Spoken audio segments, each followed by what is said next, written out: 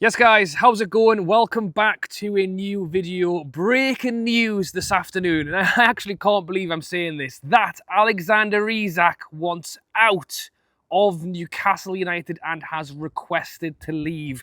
This has hit both local and mainstream media in the last 30 minutes. Whew.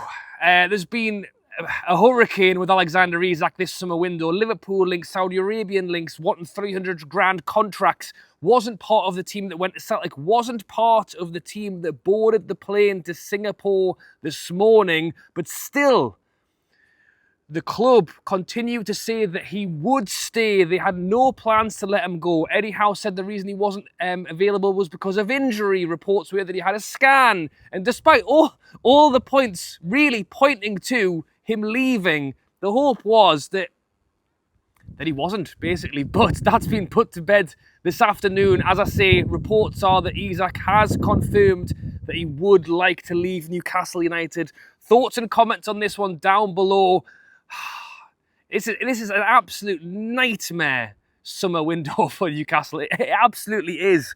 Missing out on key targets. You've got to wonder, at what point did Isak decide that he wanted to go? Because if he'd wanted to leave at the start of this summer, then have Newcastle been holding him back? And Newcastle have been saying to him, wait, we're not going to let you go. Has it got to a point now where Isak's watched Newcastle fail to get Delap, fail to get Pedro, fail to bring in reinforcements this summer, and has turned around and gone, you know what? You're not delivering on what I asked you to deliver. You've not delivered on the players that I was promised. Now maybe it's me who should make the move. Obviously, Liverpool interest is what kind of caused the storm. They went and bought Ekitike instead.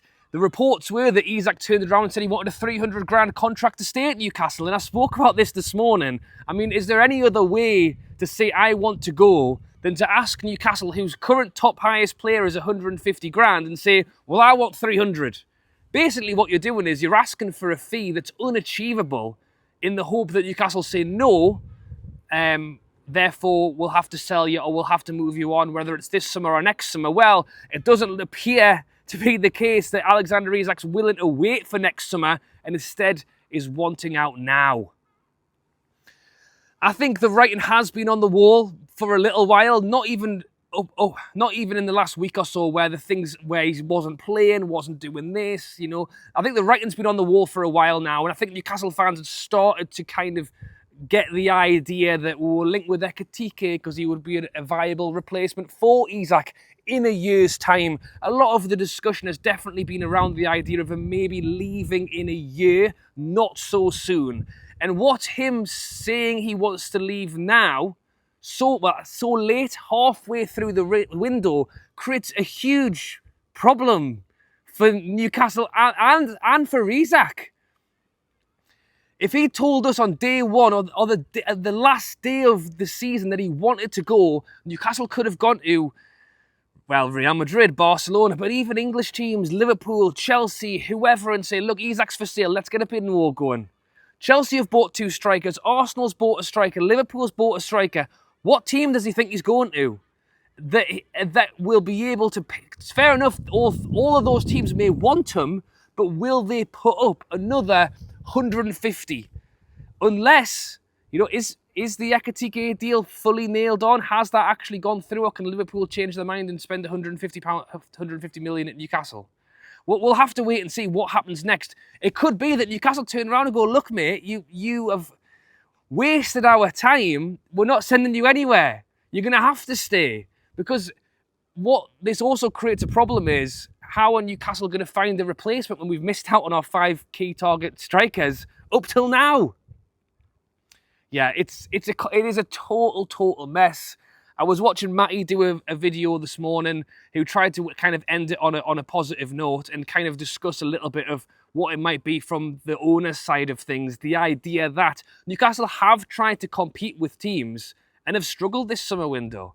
Have we got to a point where the only way we can actually go out and buy the 4 or 5 players that we wanted to this summer window is by letting the likes of an Isak go, because then that brings money through that we can then use for PSR and can take the next step, which, as I said this morning, no player is bigger than the team.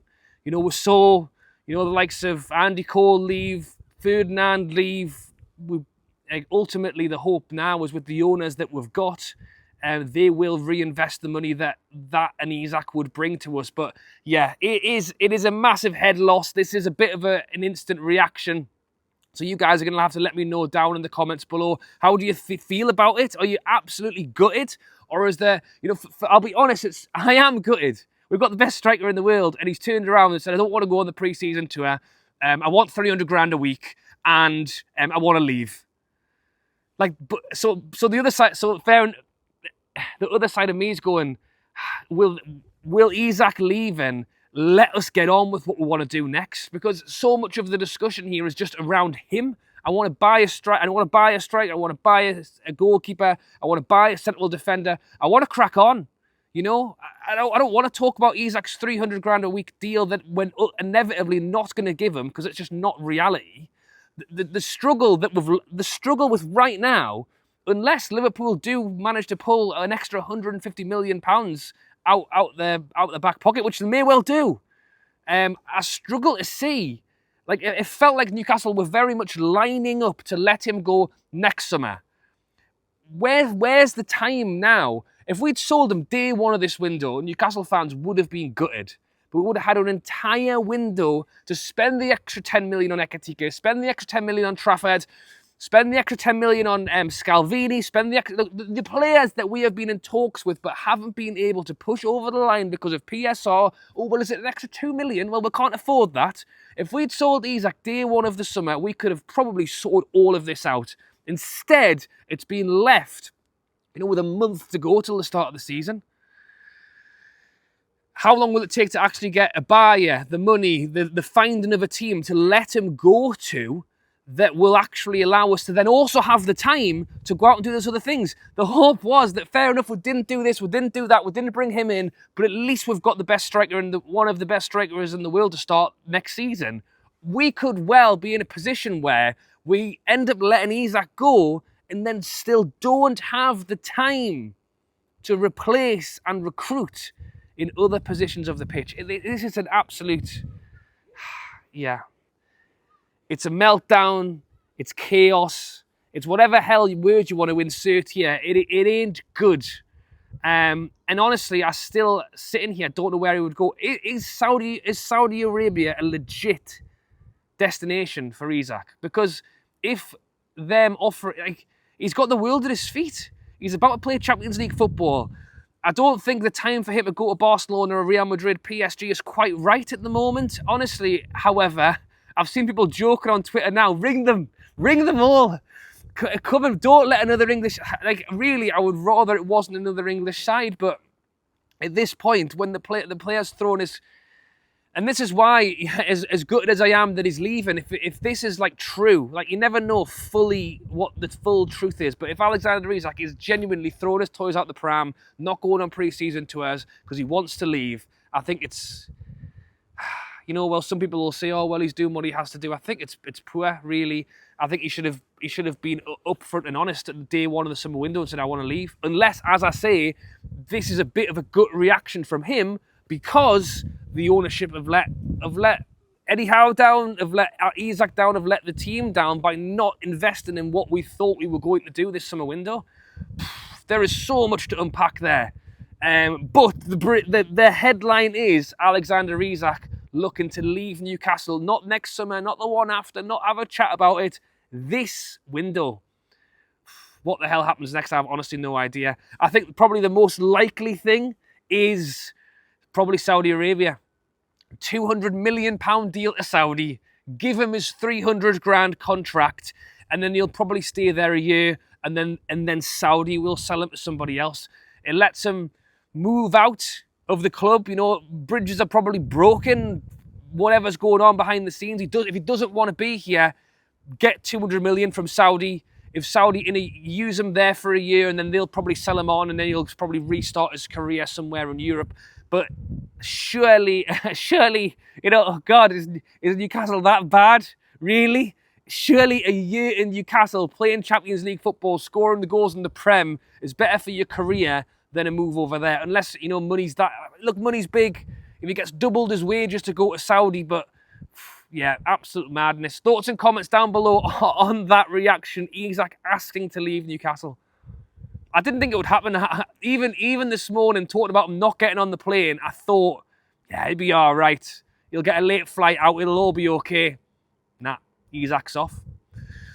Whew, right, there you go. Thank you for watching. If you somehow enjoyed this video, drop a like. If you know what it is, let's spin. I was going to say if you want Isak to stay, drop a like. I'm going to change it. If you're still watching 10.5 minutes later, if you want Newcastle to say, you know what, if that's the way it's going to be, cash in 200 million, let's go. Drop a like on this video. Subscribe. As I said already, next season will start, and the one after will, and the one after that will, and the one after that will, and I'll be watching Newcastle every day, probably, well, till the day I die. Let's give it another, how long? 50, 60 years if I've got it in us. Not if I keep drinking as many pints as I do. Loads of time. Isak will have been a fantastic striker for us, but on the whole, will have been one of the players who helped win us a cup in the first time in a long time, but will have been one of them. If he goes and we get the money, 30 days to go out and have a shopping spree, who knows? Maybe we can fully strengthen a side. When you lose 30 goals, 25, 30 goals out your team, though, that's some hell of a replacement what I need to find. We need another striker. Wizard was meant to be the backup. God, I'm going to stop talking now. Thanks for watching, and I'll catch you later.